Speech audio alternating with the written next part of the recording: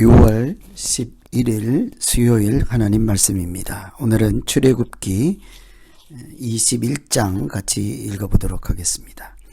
출애굽기 21장은 20장 10계명 바로 다음에 나오는 말씀이죠. 그래서 20장부터 23장까지 하나님 계명에 대한 말씀이죠.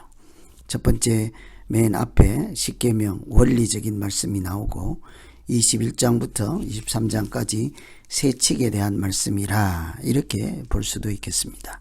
그 중에 21장은 사람에 대한 법규입니다. 생명의 존엄성, 사람을 어떻게 하나님의 자녀들이 사람을 어떻게 대하면서 살아야 하는가에 대한 말씀이겠습니다.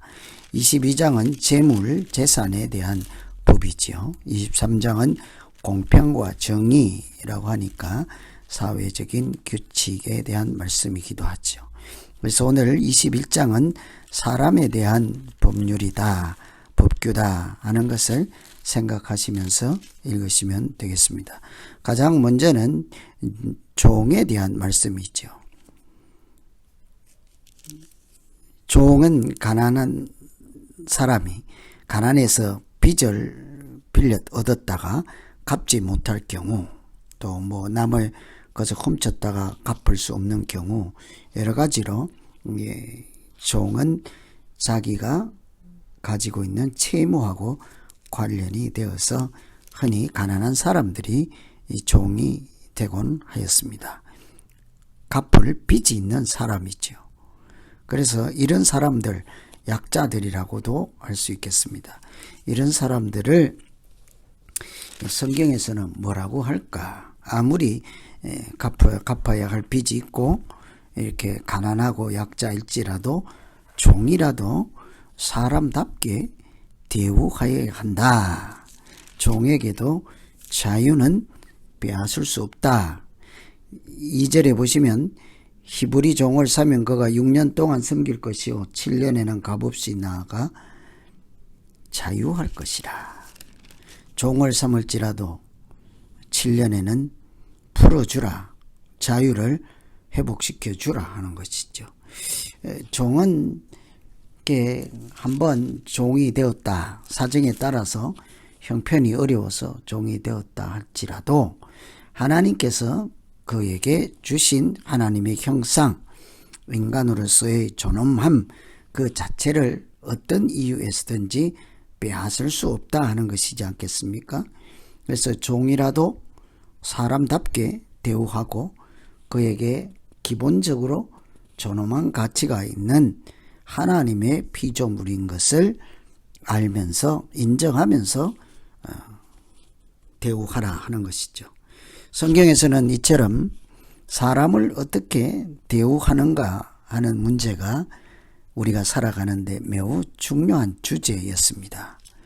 그래서 오늘 10계명 다음에 가장 먼저 등장하는 21장 법규는 이러하니라 하고 구체적인 다른 어떤 법도 등장하기 전에 가장 먼저 종에 대해서 말씀하고 있죠.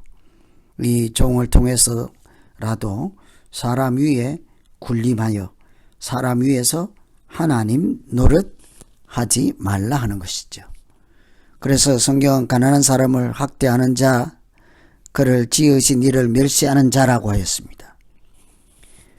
주를 궁핍한 사람을 불쌍히 여기는 자는 주를 공경하는 자다. 가난한 사람을 학대하면 그 사람과의 인간적인 관계에서 문제만이 아니라 그것은 하나님과의 관계에서 문제다라는 거죠. 이렇게 학대하면 그것은 하나님께 영향이 미친다, 죄를 짓는 것이다 하는 것입니다. 에베소서 신약에도 보면 종과 상전의 말씀이 나올 때에 종은 상전에게 죽게 하듯 하고 순종하고 주인은 종에게 위협하지 말라. 그리고는 상전에 너희 모두의 상전이 하늘에 계심이라.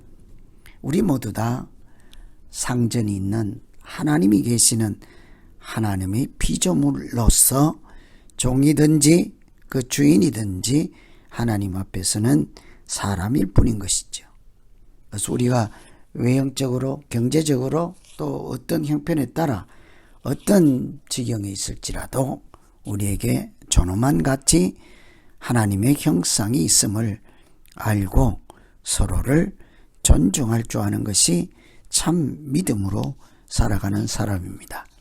오늘날 종의 제도가 없는 이 시대에 이런 말씀이 무엇이 우리에게 필요할까 하겠지만, 사실은 우리가 여러모로 이렇게 리더를 하고 또 같이 협력하기도 하고 이렇게 하지만, 내가 월급을 주든 또 사장이든 이런 모든 어떤 경우라도 그 함께하는 사람들끼리 서로 그 사람의 생명까지 마음대로 하는 그런 하나님 같은 존재는 아니라는 거예요.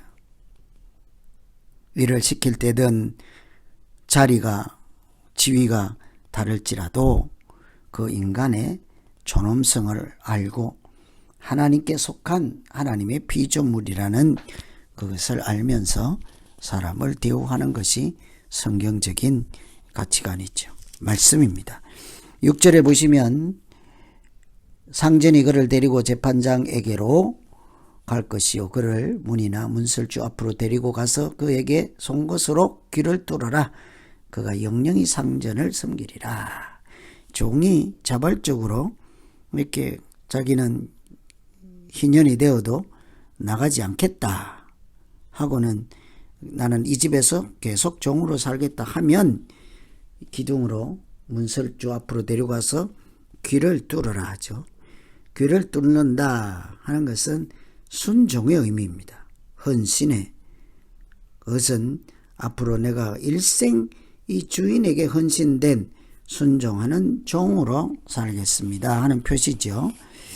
내 주장하지 않고 또 빚을 갚아야 되기 때문에 갚을 동안 한시적으로 순종하는 그런 것이 아니라 평생 내가 내 주장하지 않고 주님의, 주인의 뜻에 순종하고 그렇게 살겠습니다 하는 것이 귀를 뚫는 모습이었습니다.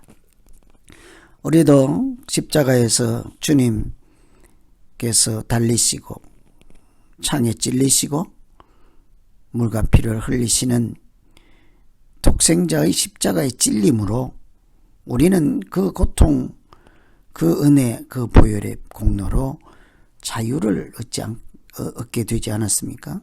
그의 찔림은 우리의 허물 때문이지만 그가 징계를 받음으로, 찔림으로, 채찍에 맞음으로 우리가 나음을 받는 것이, 이 마치 종이 이렇게 주인에게 헌신한 또 순종에 이렇게 결단을 하는 것, 이제 연관성이 있겠죠. 우리는 마치 하나님께 귀 뚫린 종과 같은 사람, 주인 없는 나는 없다 하고 내 뜻만 쫓아가는 사람이 아니라 그 종과 같이 우리도 어떤 경우에도 하나님께 속하고 하나님께 순종하는 자로 살아가는 것이 믿음으로 살아가는 것이겠지요. 뿐만 아니라 12절 한번 보시면 사람을 쳐 죽인 자는 반드시 죽일 것이라. 이 다른 사람에게 자기 힘이 있다 하더라도 그 힘이 뭐 육체적인 물리적인 힘이든 돈의 힘이든 권력의 힘이든 지혜의 힘이든 지식의 힘이든 무엇이든지 다른 사람을 함부로 대하지 않고 인간답게 대우하라는 얘기이지 않겠습니까? 쳐 죽인 자는 반드시 쳐 죽인다. 그 말은 사람을 함부로 죽여서는 안 된다. 죽이면 너도 죽는다 있잖아요. 그 아래에 보시면 부모를 저주하고 부모를 치는 자, 사람을 납치한 자를 쳐서 죽이는 자 모두 어떤 경우에든 사람을 상하고 죽이는 자는 하나님께서 그에게 책임을 묻겠다 하는 것입니다. 그러니 사람은 함부로 다른 사람에게 폭력을 사용해서 자기의 뜻을 이룰 수 없는 노릇이죠.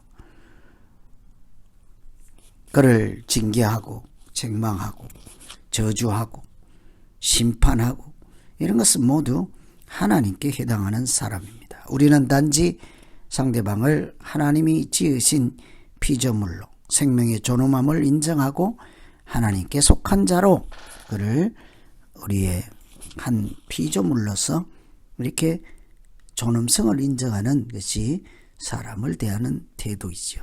그래서 쳐 죽이는 자는 죽이라 하는 것은 함부로 죽여서 안 된다. 만약 죽이면 너도 반드시 하나님의 징계를 받는다. 못 죽이도록, 죽이지 않도록 하기 위해서 이런 법이 있는 것이지 않겠습니까? 그런데 하나님은 사람이 살다 보면 고의가 아니라 실수라도 사고가 일어날 수 있지요. 13절에 보시면 만일 사람이 계획함이 아니라 나 하나님이 사람을 그 손에 붙임이면 내가 위하여 한 곳을 정하리니 그 사람이 거리로 도망할 것이라. 실수로 사람을 죽이거나 실수한 경우 고의가 의도적인 것이 아닐 경우에는 하나님께서 그가 억울한 보복을 당하지 않도록 피할 곳을 정하여 피할 길을 열어주신다고 합니다. 얼마든지 사람은 실수를 할 수 있지 않습니까? 이렇게 우연한 의도하지 않았을 때도 얼마든지 실수할 수 있죠. 그런데 실수 그것 때문에 사람이 이렇게 생명을 이렇게 내놓을 만큼 그렇게 해서는 안 된다는 것이죠. 실수 그 자체는 악이고 미워하고 좋지 않은 것이라 할지라도 누구든지 사람은 연약함이 다 있기 마련이지 않습니까? 성경은 그것들을 하나님이 우리의 실수를 덮어준 것처럼 우리도 서로의 연약함을 품고 안고 이렇게 덮어주며 이렇게 살라 하는 것이죠. 고의가 아닌 실수와 죄 때문에 죽어야 한다면 이 세상에 온전하게 생존할 사람이 어디 있겠습니까? 하나님은 우리의 이런 연약함을 아시고 덮어주고 허다한 죄를 덮어주신 십자가의 사랑으로 그를 보호하신다 하는 말씀을 해주십니다. 그래서 우리가 하나님의 자녀로 어떻게 살고 또 특별히 이웃과 관계에서 어떻게 살아야 하는지가 성경을 읽어볼 때 이게 너무나 분명하게 나와 있지요.